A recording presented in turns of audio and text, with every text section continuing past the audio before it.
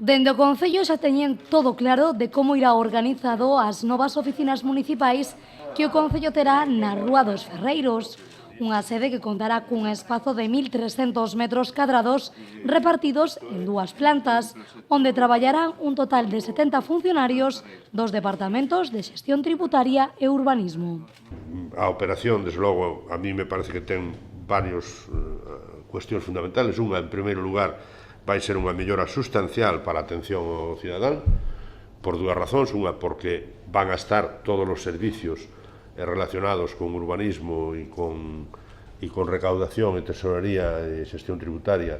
na mesma oficina, polo cuanto eso evita os desplazamentos, e ademais se coordina máis o traballo entre os propios funcionarios, que hasta ahora non era posible. En segundo lugar, o que está ubicado céntrico, estamos a 50 metros da Praza de España, do Concello Vello, é un edificio moi céntrico.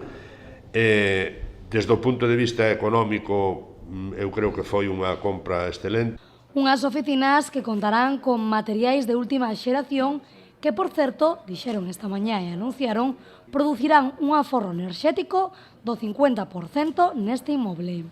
E todo isto vai conseguindo non só a imaxen, que por suposto, e que aí xa non hai nin que contar que sempre procuramos facer o mellor proxecto posible, senón que as cousas que non se ven, que tamén están presentes, ás veces moito máis do que compensa, moito máis nun sitio que vai a ter un consumo terrible, porque esas cousas estén ben pensadas. Poderíamos decir que, sen entrar en cuestións máis técnicas que non teñen ningún sentido, que en relación ás oficinas convencionales estamos falando de que o aforro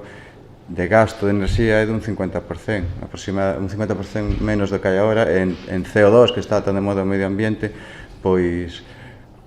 tamén. O alcalde agarda ter licitada a obra destas oficinas municipais e comezar os traballos no último trimestre deste 2018, unhas obras que contarán ademais con 6 meses de prazo de execución, co cal estarán rematadas previsiblemente pro verán do 2019, unhas novas oficinas municipais que contarán cun investimento de máis de 2 millóns de euros entre a compra deste inmoble e o mobiliario do interior do mesmo.